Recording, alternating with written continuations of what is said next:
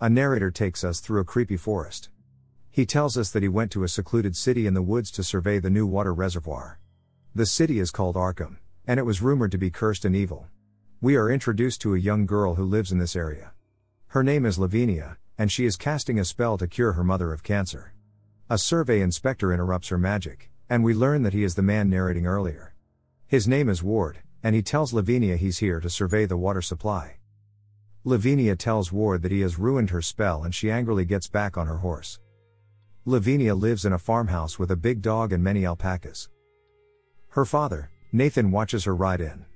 He asks her where she was, and scolds her because her mother would be worried about her. Lavinia tells her father not to worry. Her mother, Teresa, comes out and asks Lavinia if she's seen her brother, Benny. She says she hasn't and that he's probably listening to audio tapes with a man called Ezra, and she implies that they may be intoxicated. Lavinia smells something strange and finds Benny in the barn. She says that he should stop being obvious because their mother is becoming aware of his habits. Benny eerily asks if Lavinia cursed them all with her magic. But she responds that she's afraid to do curses in case they come back to bite her. On her way to the house, Lavinia spots her younger brother Jack looking down at the water well. She asks him what he's doing, and he informs her that Dad told him that if he looks down long enough, he may see some stars. The family begins to enjoy their dinner and tease Lavinia over her love of fast food. Nathan says that the alpaca meat would taste even better than fast food. Lavinia stands her ground and questions her father's choice of farm animal. The atmosphere turns sour, and Nathan simply responds that alpacas are the animal of the future, referencing Mayan culture. Benny is looking at black hole simulations on his computer. Suddenly, things begin to shake, and Benny's computer screen flashes pink for a second. Jack is having nightmares and he walks out of the room. A bright pink light flashes from outside. The house lights all flicker and we see Benny staring at his computer screen, mesmerized. The light washes over the entire home, but nobody seems to notice it until they hear an explosion, followed by Jack screaming. The family all gather around the screaming child as they try to figure out what just happened. They think it was an earthquake. But we see that it's a bright pink and glowing meteor that has landed in the farm. They all see the meteor and rush to get a closer look, but Nathan is worried and tries to usher everyone back inside. The family wakes up next morning to the authorities investigating the meteor crash site. Nathan apologizes about the smell, but the police don't smell anything. It really seems like only he can. Nathan explains what happened the night before. He describes the light as pink, but then he retracts. He says it wasn't like any color he'd ever seen before. The authorities and Benny survey the crater. They are hunched over the smoldering rock, trying to figure out what it actually is. Nathan calls his son away so they can tend to their alpacas, but Ward also joins them to see the exotic animals. Nathan offers some milk to Ward, but he's lactose intolerant. Ward goes off to question Ezra, the hippie squatter that lives on their territory. Benny comes along to show him where Ezra stays, but Nathan tells Ward not to count on it because Ezra is crazy. Ward visits Ezra. Despite his appearance, Ezra seems to be knowledgeable. Ward suspects the water is contaminated and tests a sample. The test strip comes back pink. It suddenly begins to storm. Pink lightning strikes the meteor directly multiple times while Lavinia is hypnotized by the beauty of the colors. Nathan finds her, but he also gets hypnotized by the light show put on by the glowing meteorite. The next day, Nathan and Teresa go out to the crater.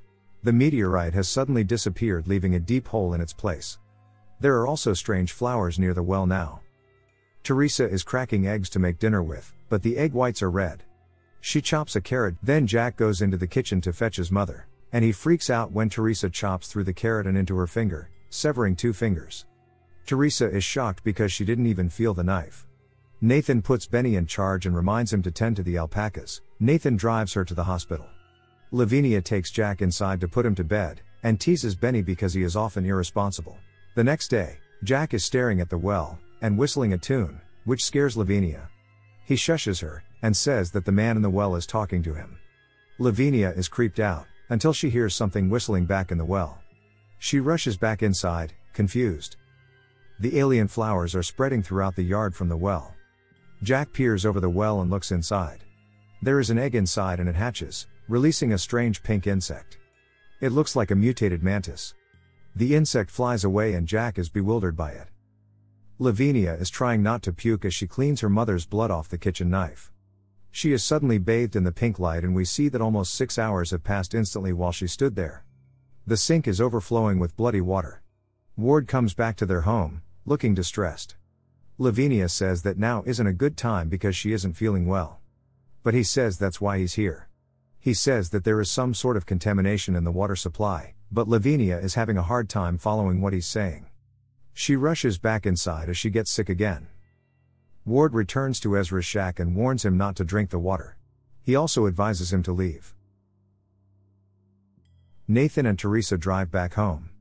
Suddenly, a horribly mutated cat appears in the middle of the road and they are forced to swerve. Jack still stares at the well and the dog joins him. The pink light reappears and the dog charges at it. The parents pull into the house and they scold the children and begin to express disappointment for leaving Jack outside and not taking care of the house. Lavinia tries to explain the strange anomalies but she isn't given the chance. Nathan doesn't want to hear any excuses. Nathan herds the alpacas back into the barn. Lavinia and Benny talk about how their dad is acting strange tonight. He is angrier and more abusive. Nathan gets in the shower, but the water pools at the bottom. There is a slimy mold over the drain. It suddenly comes to life and jumps down the shower drain.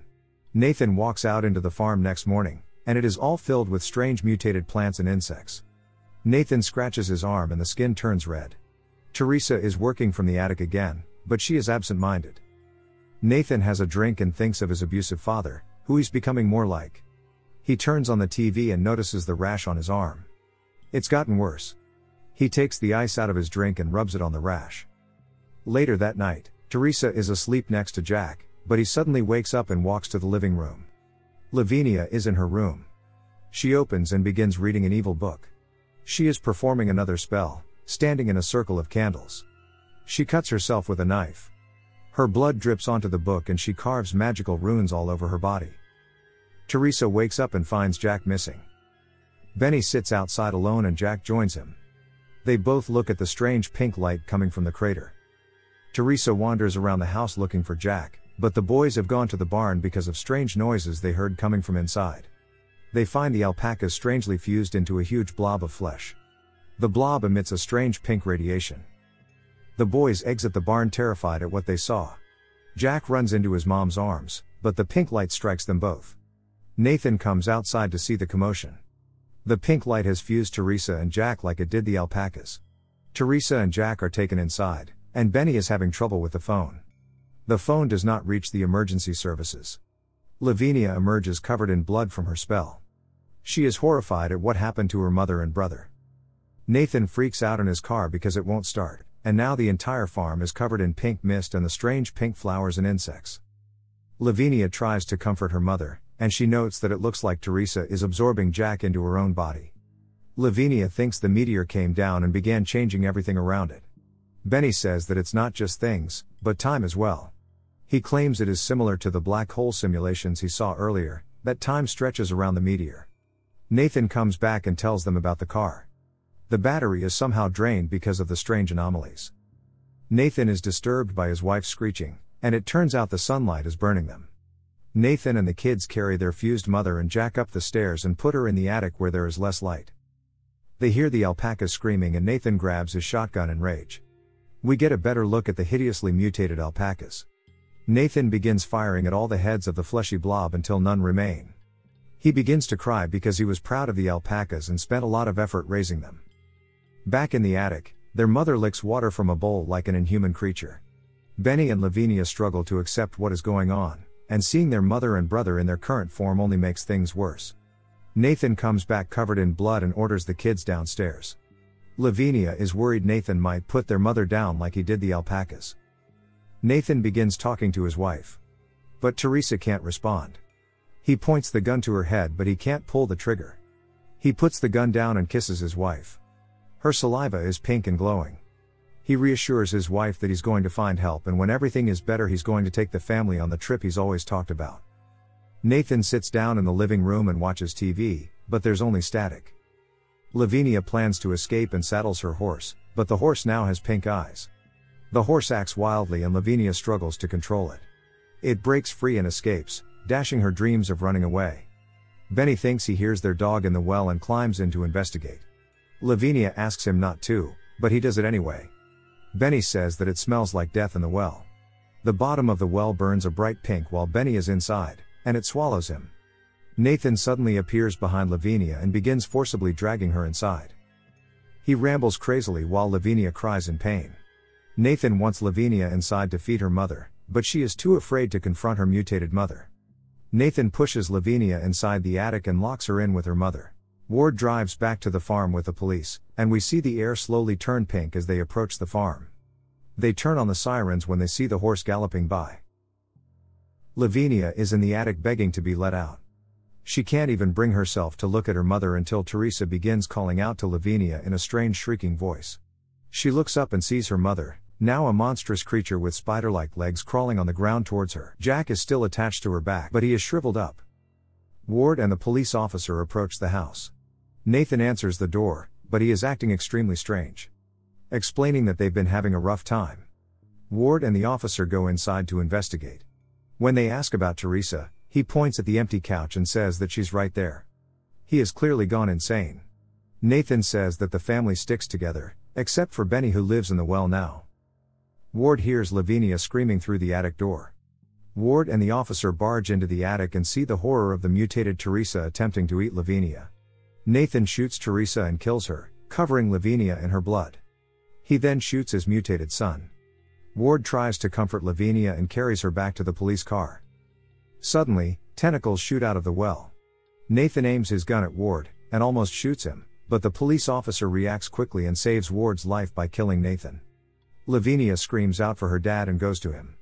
He's still crazy and says that his bullet wound looks like a flower. The officer tries to get everyone moving, but Lavinia says that the thing in the well won't let them leave. Ward insists, but they are interrupted by strange rumbling coming from Ezra's shack. The officer and Ward run to Ezra's shack. They hear Ezra's voice coming from the shack. They find Ezra on the chair, dead. His voice plays from a recording device. His voice explains that the meteorite came from space and is changing everything around it to be more similar to the place from which it came. Ezra's skin begins glowing brighter as the recording continues. His forehead glows more intensely and explodes in a bright pink light. The men hurry outside. A creature snatches up and kills the officer. Ward runs back to the farm. He sees Lavinia staring at the well, hypnotized by the colors. Lavinia's eyes and skin begin glowing pink.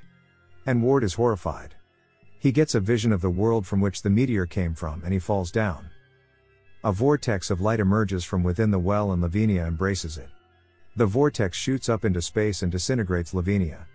All the visuals get distorted as the light from well grows in intensity.